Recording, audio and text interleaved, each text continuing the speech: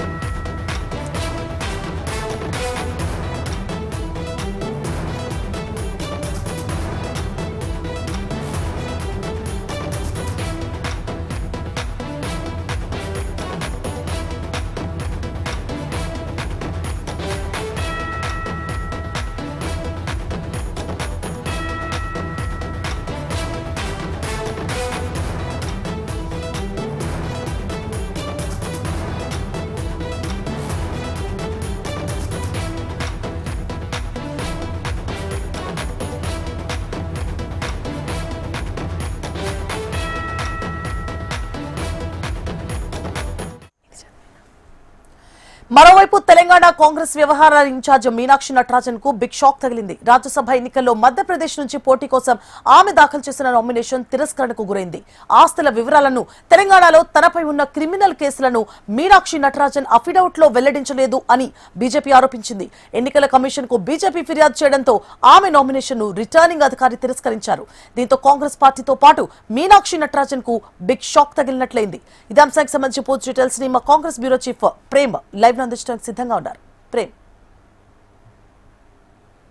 నిజానికి ఏదైతే దేశవ్యాప్తంగా జరుగుతున్నటువంటి రాజ్యసభలకు సంబంధించినటువంటి ఎన్నికల నేపథ్యంలో ఇప్పటికే అభ్యర్థులను కూడా ప్రకటించింది. అభ్యర్థులు నామినేషన్లు కూడా వేసుకుంటూ వచ్చారు. అయితే నిన్నటికి నిన్న మధ్యప్రదేశ్ కు సంబంధించి మధ్యప్రదేశ్ లో రాజ్యసభ స్థానానికి మూడింటికి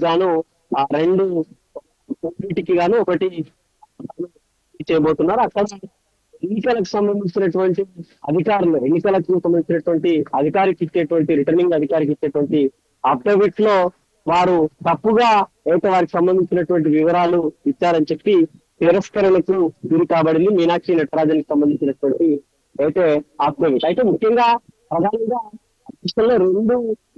దీంట్లో రెండింటిపై చర్చ జరుగుతుంది. ఒకటి తాను అధికారులు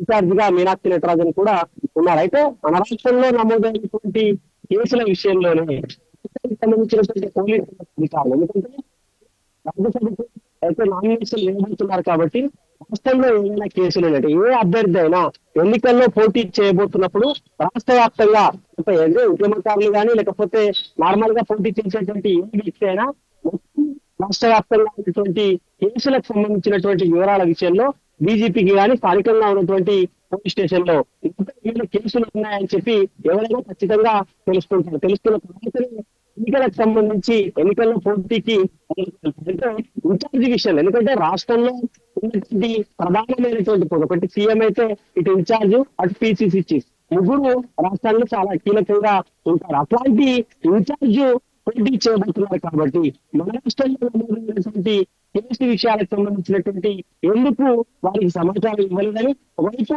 వారి నుంచి కూడా వారు స్థానికంగా డీజీపీ కానీ లేకపోతే పోలీసు అధికారులకు వివరాలు సేకరించి వారు పొందుపరుచుకుంటున్నటువంటి అవసరం ఉండదు. లేదు పోటీ చేయబోతున్న విషయం దేశమంతటా తెలుసు, ఇన్ఛార్జిగా ఉన్నారు కాబట్టి మన రాష్ట్రానికి సంబంధించినటువంటి పోలీసులు కూడా కొంత సమాచారం ఇచ్చి ఉంటే బాగుంటుందని చెప్పి కూడా కాంగ్రెస్ లో రకమైనటువంటి చర్చ అయితే జరుగుతుంది. ఇక బీజేపీకి సంబంధించి నిన్నటికి నిన్న బీజేపీ మధ్యప్రదేశ్ మంత్రి మాట్లాడుతూ కూడా తెలంగాణలో ఉన్నటువంటి కొంతమంది కాంగ్రెస్ నేతలు మనకు మినహాయించినటువంటి కేసుల వివరాలను ఇచ్చారు. దాన్ని బేస్ చేసుకుని మేము ఎలక్షన్ కమిషన్ లో ఫిర్యాదు చేశాం.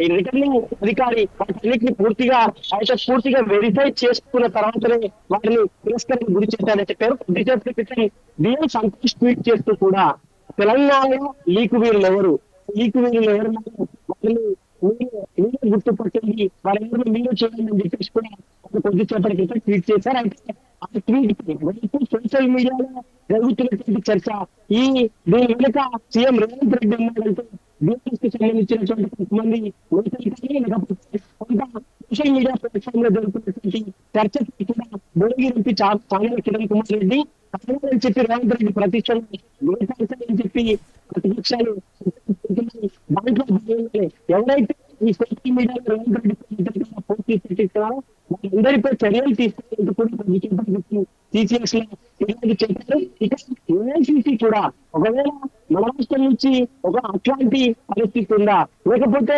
రాష్ట్రంలో నమోదైనటువంటి కేసుల వివరాలు ఎందుకు మీనాక్షి నటరాజన్ ఇవ్వలేదని దానిపై ఏఐసీసీ ఆరా తీస్తున్నటువంటి సమాచారం అందుకని ఎందుకంటే మధ్యప్రదేశ్ కి 3 రోజులు టీసీసీ చీఫ్ కూడా అక్కడ మద్దతు చేశారు. వారి గెలుపు కోసం చేశారు. చేసుకుంటూనే రాష్ట్రానికి సంబంధించినటువంటి ఇలాంటి విషయాల్లో ఎందుకు ముందు జాగ్రత్త తీసుకోవడం ఒక చర్చ కూడా జరుగుతుంది. చూడాలి మరి పరిస్థితి పరీక్షించినట్లుగా చర్యలు తీసుకుంటుందా, కమిటీ వస్తుందా చూడాల్సినటువంటి అవసరం అయితే ఉంది. Right, thank you for the updates Prem.